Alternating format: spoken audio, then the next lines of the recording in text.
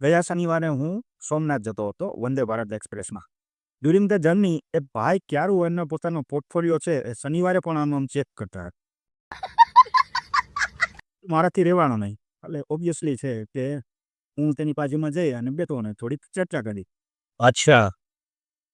તો ચર્ચા કરવાથી મને એવું જાણવા મળેલું કે એ ભાઈનો સ્ટોકનો પોર્ટફોલિયો હતો એ ઓલમોસ્ટ બધો રેડમાં જ જોતો હતો.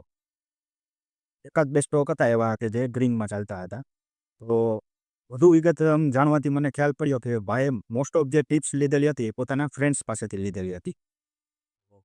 ક્યાંક ને ક્યાંક આપણી સાથે પણ આવું જ થતું હોય છે કે આપણા ફ્રેન્ડ્સ છે એ આપણને ટિપ્સ આપતા હોય છે અને આપણે ભરાઈ જતા હોઈએ છીએ સ્ટોક્સમાં. મોટાભાગના રિટેલ ઇન્વેસ્ટરોનું લોસ જવાનું કારણ પણ મુખ્ય આ જ છે કે કોઈ રજિસ્ટર્ડ એડવાઇઝર પાસેથી એડવાઇઝ લીધા વગર કોઈની પર ભરોસો કરીને પોતે સ્ટોક લઈ લેતા હોય છે.